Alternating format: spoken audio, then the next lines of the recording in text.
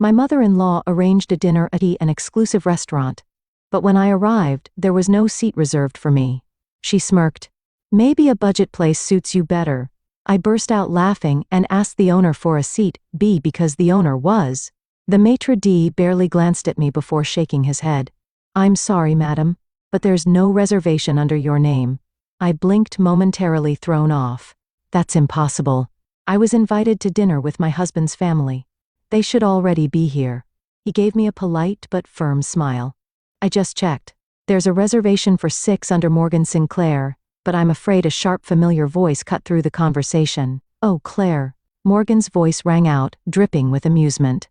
Did you really think I'd include you in tonight's dinner? I turned to see my mother-in-law standing just a few feet away, dressed in her usual designer ensemble, her platinum blonde hair perfectly styled. Seated behind her, my husband Adam sat stiffly, his gaze darting between us, clearly uncomfortable but saying nothing. Beside him, his sisters, Charlotte and Emma, whispered to each other, smirking. I felt my stomach twist, but I refused to let it show. I don't understand, I said, my voice calm. Morgan's smile widened. Oh, sweetheart, I didn't think you'd actually come. She chuckled as if I had done something amusing. This is a family dinner. A place like this is, well, it's a bit out of your league. Don't you think?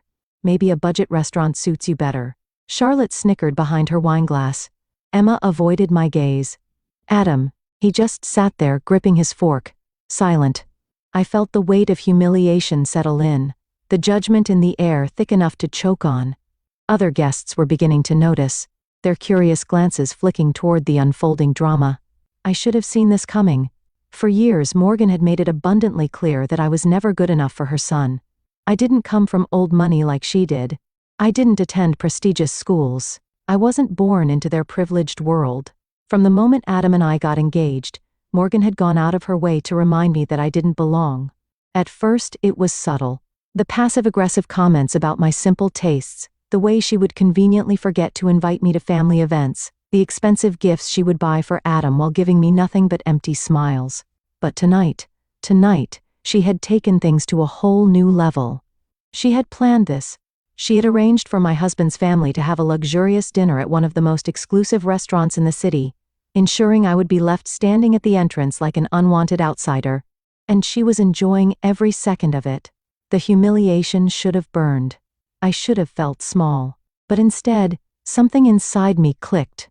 I smiled, a slow, deliberate smile that made Morgan's expression falter for just a second. Then, without a word, I turned to the maitre d'. Would you be so kind as to ask the owner to come out? I asked, my voice smooth and confident. Morgan let out a laugh. Oh, please. Do you really think the owner of this place is going to come out here just because you asked? I turned back to her and met her gaze evenly. Yes, because the owner of this restaurant, he knew me very well. And in a few moments, my dear mother-in-law was about to learn a lesson she'd never forget. Morgan's smirk didn't waver, but I could see it, the slightest flicker of doubt in her eyes. She had spent years treating me like an outsider. But tonight, she had escalated her little game into outright humiliation. And she had done it in front of my husband, his sisters, and a restaurant full of people. The air around us felt thick, heavy with anticipation as I stood my ground, refusing to let her win. The maitre d' hesitated, clearly unsure whether to humor my request. But before he could respond, a deep voice cut through the tension. Claire? I turned just as Daniel Laurent, the owner of this exclusive establishment, stepped into view. A man in his early 50s, Daniel was the definition of refined elegance. Salt and pepper hair, a tailored suit, and the kind of confidence that came with owning one of the most sought-after restaurants in the city. Morgan's eyes widened slightly as she registered the way he looked at me, not with dismissal, but with genuine warmth. Daniel, I greeted, my smile widening. It's been a while. His gaze flickered over to Morgan, then to Adam and his sisters before settling back on me. It has. What brings you here tonight? I gestured toward the table where my in-laws sat, their expressions shifting from amusement to something far more uncertain. Apparently, I wasn't included in the reservation, I said lightly. A bit of an oversight, wouldn't you say? Daniel's eyes darkened slightly, catching the unspoken subtext in my words. Then just as quickly, a polite smile curved his lips. That won't do at all. Morgan scoffed, crossing her arms. Oh, please. Do you really think this restaurant can just find a seat for her? This is a private dining establishment. You don't just walk in and expect a table. Daniel's expression remained unreadable. You're absolutely right, Mrs. Sinclair, he said smoothly. This restaurant does not accept last-minute walk-ins. I felt a pang of disappointment, but before I could respond, he turned toward the maitre d'. But Claire is not a walk-in. She is family. The entire table froze. Charlotte's glass nearly slipped from her fingers. Emma's eyes darted between me and Daniel in shock. And Adam? His grip tightened on his silverware, but still he said nothing. Morgan, however, wasn't one to back down easily. She let out a disbelieving laugh. Family? Oh, this is rich. You must be mistaken. Claire is my son's wife, and I assure you she has no connections to actually, I interrupted smoothly. Daniel and I go way back. Morgan narrowed her eyes. How? I leaned forward slightly, my voice just loud enough for those at the nearby tables to overhear.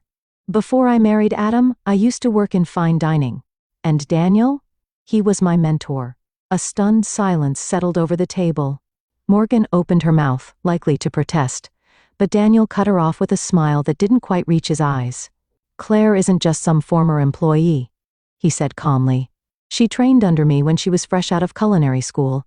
I personally taught her everything she knows about hospitality and high-end service. She was one of the best students I ever had. Morgan's jaw tightened. This was not going how she had planned. I could see the realization settling in, the fact that despite all of her efforts to belittle me, I had a past she knew nothing about. A past that now undermined her entire stunt, and I wasn't finished. I turned to the maitre d', still standing awkwardly at his podium. I assume Daniel's word is good enough to find me a seat? The maitre d' immediately straightened. Of course, Miss Claire. I'll have the staff prepare a table right away. Morgan's face turned a shade of red I had never seen before. This is ridiculous, she hissed under her breath. You're telling me she gets special treatment just because she used to work for you? Daniel chuckled. No. She gets special treatment because she earned it. The maitre d' signaled for a waiter who hurried over and began setting a place at their table, right next to Adam. Oh, I mused, feigning surprise. Looks like there's actually plenty of room after all. Morgan's fingers curled into fists against the tablecloth. This is absurd. I leaned in just slightly, lowering my voice so that only she could hear. What's absurd is that you thought you could humiliate me and get away with it. Her nostrils flared. You're being dramatic. I shrugged. I'm just enjoying dinner with my family. Isn't that what you wanted? Before she could snap back, Daniel patted my shoulder. I'll have the chef send over something special for you, Claire. Morgan nearly choked. Something special? Daniel smiled. On the house, of course. Morgan was seething now, but there was nothing she could do. Adam, still silent, reached for his drink. But I caught the flicker of something in his expression. Was it relief? Embarrassment? Shame? I wasn't sure, but what I did know was that this dinner had just begun. And Morgan Sinclair? She was going to regret ever thinking I could be dismissed so easily. The waiter placed a freshly polished silver plate in front of me, followed by an elegant amuse-bouche. Something delicate, artfully arranged and entirely complimentary, courtesy of Daniel. Morgan's expression, pure unfiltered rage. Oh, I murmured, picking up my fork and slicing through the dish with practiced ease. This looks incredible. I took a bite, savoring it. Not just the taste, but the deliciously tense silence that followed. Across the table, Charlotte and Emma exchanged wary glances. Adam still hadn't said a word, choosing instead to stare at his wine glass as if it held the answers to his problems. Morgan, however, wasn't the type to accept defeat gracefully. She took a slow sip of her own wine before placing the glass down with a little too much force. Well, she said, forcing a tight smile. I suppose it's only natural that someone like you would know people in hospitality. I arched a brow. Hospitality? Morgan waved a hand, feigning politeness. You know, service industries, waiting tables, kitchen work, not exactly the kind of careers we're accustomed to in this family. Ah, there it was. The real reason she had orchestrated this entire charade. It wasn't just about excluding me from dinner. It was about reminding me in front of everyone that in her eyes, I was still just a woman who had worked her way up from nothing. I took another sip of wine before responding. You say that like it's a bad thing. Morgan's eyes flickered with something, annoyance, maybe even a bit of surprise. She had expected me to be rattled, but I wasn't. Not anymore. I simply meant, she continued, that it must have been quite an adjustment for you, marrying into a family like ours. Her tone was light, but the words dripped with condescension. And Adam still said nothing. I turned my gaze to him, studying the way he refused to meet my eyes, and that's when it hit me. This wasn't just about his mother's cruelty, this was about his silence. Because this wasn't the first time Morgan had tried to humiliate me. It had happened at our wedding when she conveniently forgot to invite my side of the family to the rehearsal dinner.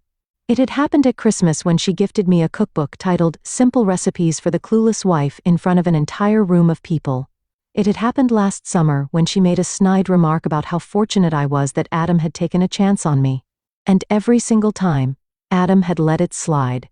And I had told myself it wasn't worth fighting over, that I didn't want to be the cause of conflict. But this was different. This wasn't just a passive-aggressive comment. This was an orchestrated attempt to humiliate me in public. And he had let it happen. I set my wine glass down, the movement slow, deliberate. Then I leaned forward slightly, resting my elbows on the table. Morgan, I said, my voice smooth even. Do you know what the difference is between you and me? She tilted her head, curiosity flickering in her eyes despite herself. I smiled. I worked for everything I have.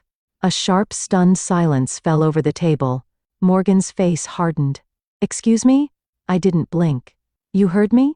I felt Charlotte stiffen beside her mother.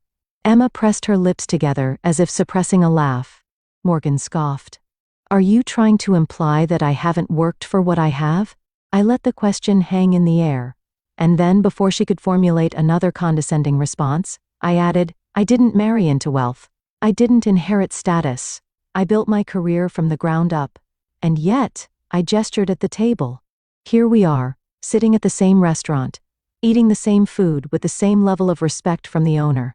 Morgan's fingers curled around her napkin, knuckles white.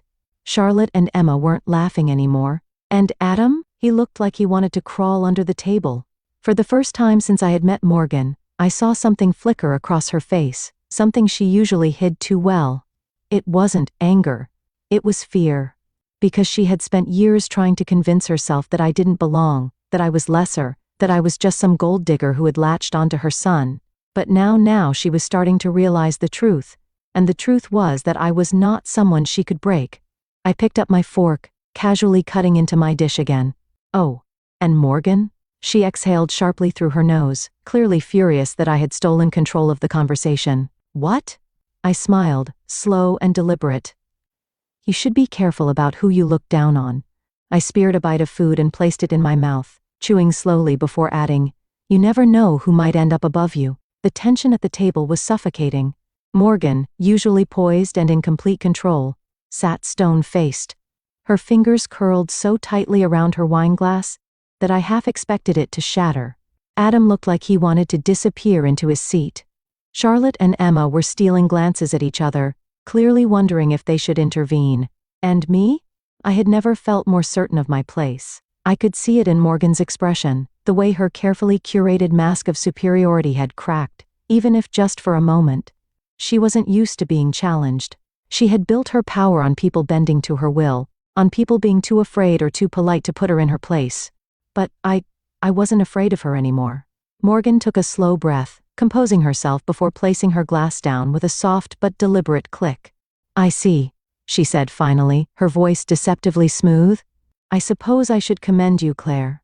You've managed to elevate yourself beyond your circumstances. I took another sip of my wine, not giving her the satisfaction of a reaction. But tell me, she continued, her lips curving into a saccharine smile. If you're so independent, so self-made, why is it that my son is the one paying for your lifestyle? I paused. Charlotte let out a quiet gasp.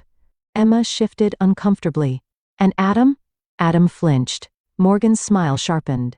She could feel the eyes of the table on me now, waiting for a response. I set my glass down, my movements slow and deliberate. What do you mean by that? I asked, feigning confusion. Morgan leaned forward, dropping her voice to a mocking whisper. I mean, darling, that my son is the reason you can afford that lovely little boutique job of yours, isn't he? You don't actually need to work, yet you play pretend at having a career. How charming. She tilted her head, her smug smile returning. You talk about self-sufficiency, but at the end of the day, you're still just someone my son supports. And there it was, her final card, the insult meant to humiliate me beyond recovery. The final blow to put me back in my place. I let the words settle, taking in the way Adam still refused to look at me, the way his sisters held their breath, waiting for me to crumble. And then I laughed.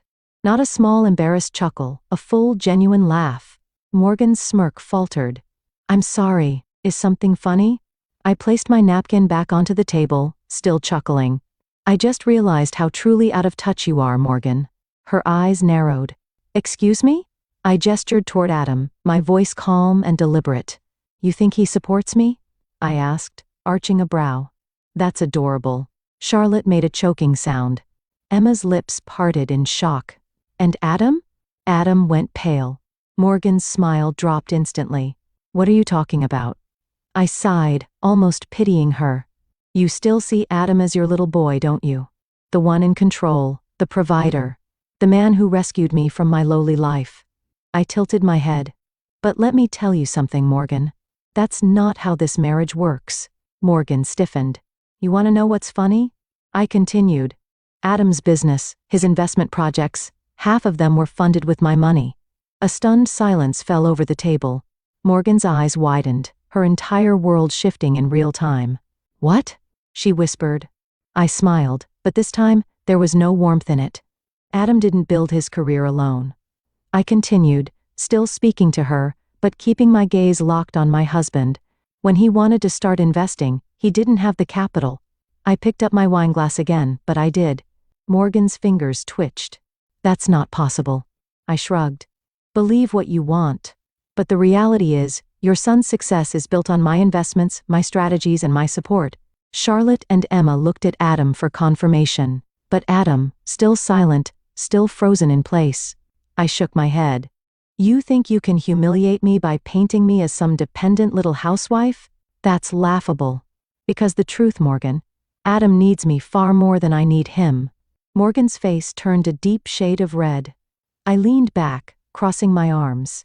You spent all these years trying to make me feel like I don't belong, but I've been the one keeping this marriage, and by extension, your precious family name afloat. Emma looked like she was about to pass out. Charlotte? Completely speechless. And Adam? Adam finally opened his mouth. Claire? He croaked. Maybe we should. I held up a hand, cutting him off. No, Adam, I said, my voice firm. You don't get to maybe we should be right now. Not after you sat here in silence while your mother tried to humiliate me.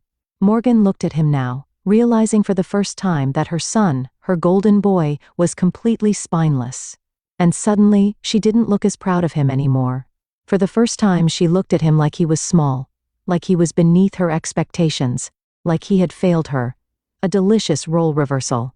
I stood up, smoothing down my dress. I think I'm done here. Morgan's nostrils flared. You can't just... I turned to Daniel, who had been watching from a polite distance. Daniel, it was lovely seeing you. Thank you for the hospitality. Daniel nodded, amused. Always a pleasure, Claire. Then I looked at Adam. You coming? He hesitated, staring at me, then at his mother. And in that moment, I knew. I knew exactly what he was going to do, because Adam had never chosen me before, and he wasn't about to start now. Morgan smiled triumphant. And I smiled right back, because what she didn't know was I had already made my choice too. And soon, she was going to regret ever trying to put me in my place, because I was about to show her and Adam exactly how powerful I really was. Adam didn't follow me. I hadn't expected him to. As I stepped outside the restaurant, the cool night air brushed against my skin, but I barely felt it. My mind was sharp, clear. This dinner had been a long overdue wake-up call, a moment of truth that had been years in the making, and now it was time to act. I pulled out my phone, my fingers steady as I typed a message. We're moving forward. Initiate the process first thing tomorrow. Within seconds, the response came. Attorney, understood. You'll have the first draft of the divorce settlement by noon. I exhaled slowly, staring at the screen. Divorce. The word didn't scare me. What scared me was how long I had ignored the truth, that Adam had never been on my side, that for years I had been alone in my own marriage but not anymore. Tonight had been the final push I needed. And Morgan? She had no idea just how thoroughly I was about to upend the life she had worked so hard to control. I arrived home before Adam, which gave me just enough time to do what needed to be done. First, I walked into the home office, the one that Adam used for his investments, and I opened the safe. The passcode? He had never changed it.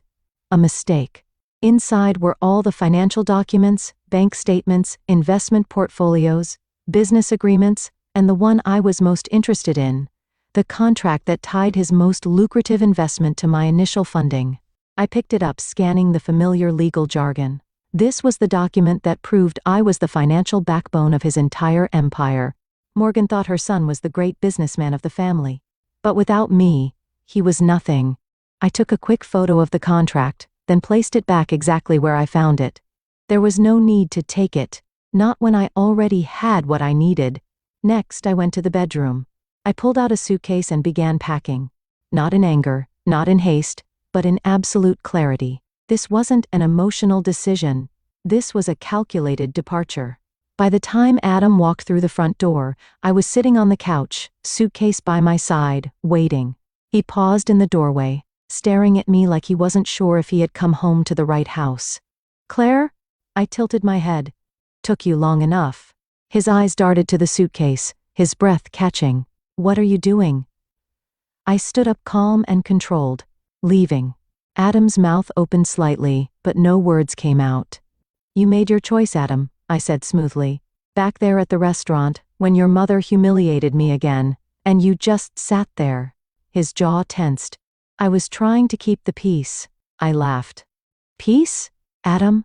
Your mother planned this entire dinner to embarrass me. She booked a table and left me off the reservation on purpose. She insulted me. She tried to make me feel like I didn't belong. I stepped closer, watching him shrink slightly under my gaze.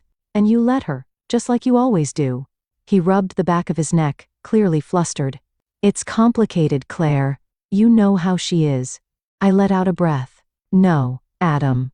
It's simple. You're weak? His eyes snapped to mine, offended, but it was the truth.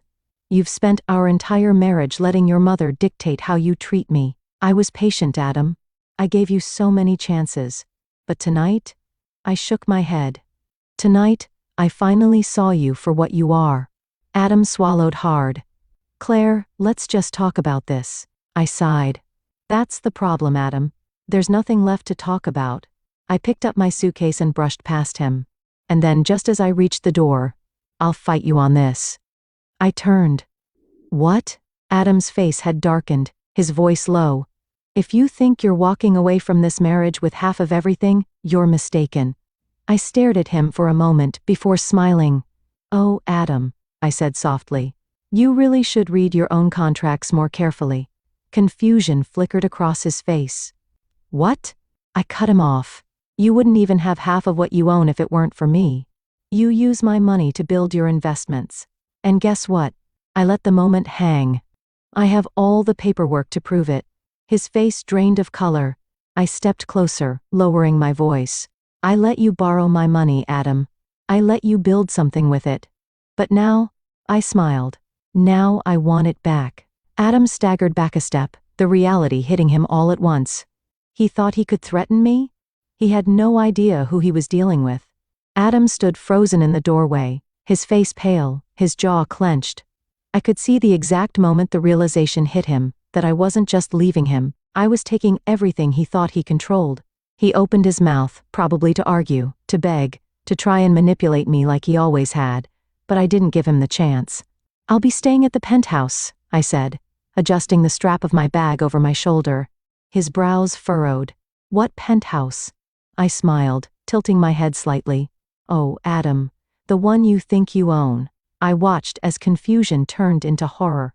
The downtown penthouse? He asked, voice uneven. The one I bought under my name? Yes, I said smoothly. I had my lawyer review the ownership documents earlier today. It was never yours, Adam. His nostrils flared. You wouldn't? I already did. I reached into my bag and pulled out an envelope, tossing it onto the counter. He hesitated before opening it, his eyes skimming over the legal document inside. His hands shook. This, he swallowed. This says you own 51% of my investment firm. I nodded. Correct? His breathing turned shallow. That's impossible. I shrugged. Not really. I was the initial investor. Remember? I never transferred ownership over to you. You just assumed I did because, well, you never actually read the contracts, did you? I watched as panic took over his features, his mind racing, probably wondering how the hell he had let this happen.